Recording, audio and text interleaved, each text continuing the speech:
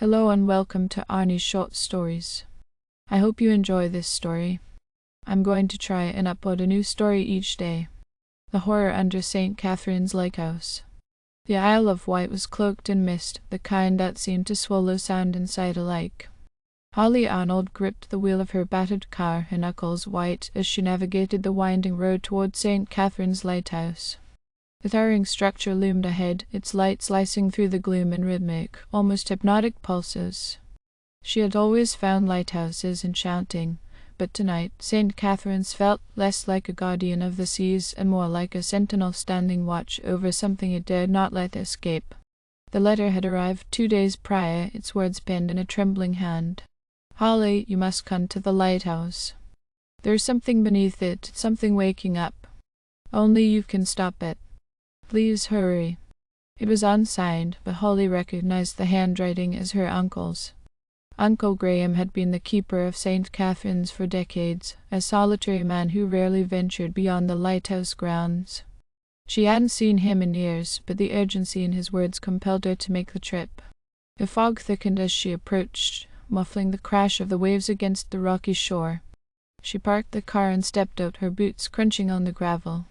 The lighthouse's beam swept over her, momentarily blinding.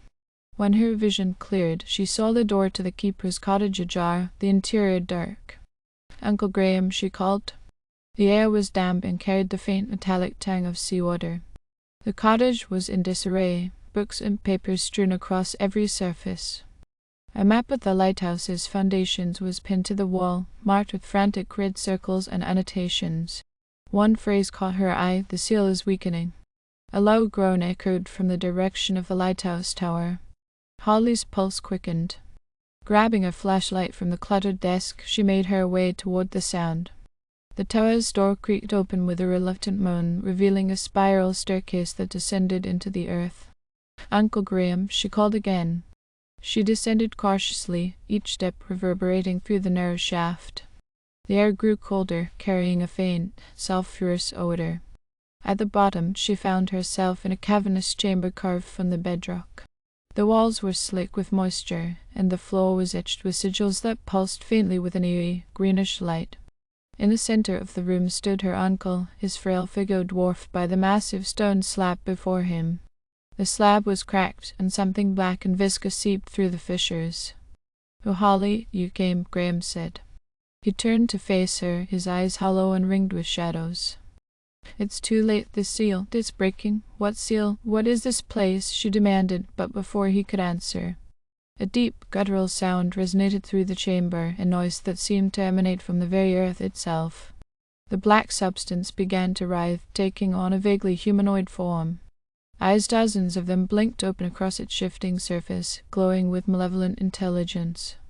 It's been imprisoned here for centuries," Graham said. "The ancients called it Erythrus, the hunger below, if it escapes." Holly's mind raced. She glanced at the sigils on the floor, realizing they formed a barrier meant to contain the entity. But the cracks in the slab disrupted the pattern. The seal had to be restored. "How do we stop it?" Graham shook his head. "Blood." Before she could process his words, the creature surged forward, tendrils of black ichor reaching for them. Holly grabbed a rusted iron rod lying nearby and swung it, the metal hissing as it struck the entity. It recoiled, but not for long. Desperation fueled her movements as she tried to recall the arcane knowledge her uncle had often dismissed as folklore. The sigils. Together, they scrambled to redraw the symbols with a piece of chalk Graham had in his pocket. The creature's tendrils lashed out, narrowly missing them. Holly's heart pounded as she traced the final line, her movements swift but precise. The moment the pattern was complete, the chamber filled with a blinding light. The creature let out a deafening roar, its form dissolving into the air like smoke caught in a gale. The tremor ceased, and the oppressive darkness lifted. But when Holly turned to her uncle, she found him collapsed on the floor, his face pale and serene. Thank you," he murmured. Holly knelt beside him, tears streaming down her face as his breathing slowed and finally stopped. She stayed there for what felt like hours, the weight of what had transpired pressing heavily on her. When she finally emerged from the lighthouse, the first rays of dawn were breaking through the mist. St. Catherine's stood silent, its lights still sweeping across the horizon. Holly looked back at the tower, now just a lighthouse once more, secrets buried deep below. But she knew she would never forget the horror that lurked beneath its foundations or the sacrifice it had demanded to keep the world safe. Weeks passed, but sleep eluded Holly. Her dreams were haunted by the countless eyes of Earthers, their gaze a chilling reminder of the things she had faced.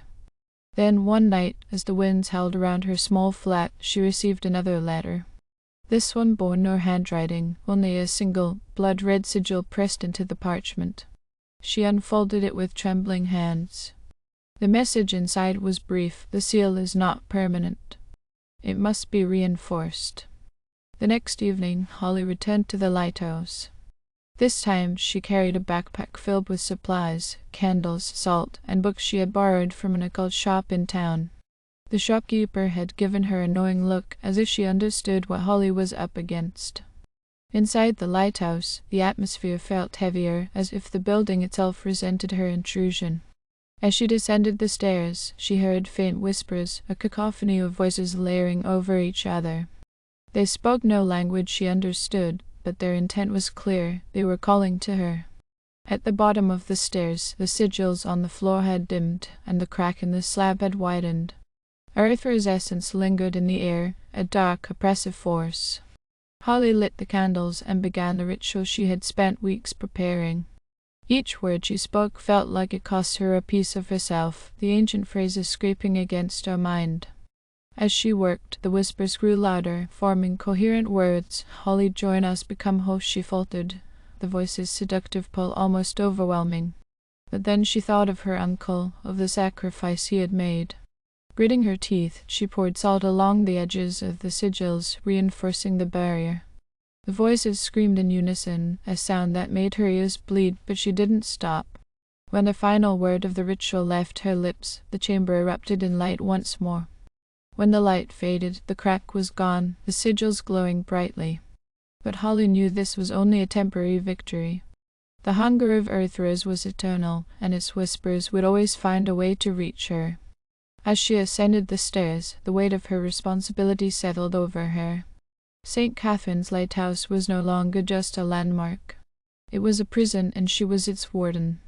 And she would have to return, again and again, to keep the horror beneath it from rising.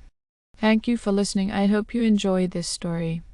Please don't forget to like, and even better, like and subscribe. Thank you very much, and I hope you have had a great day.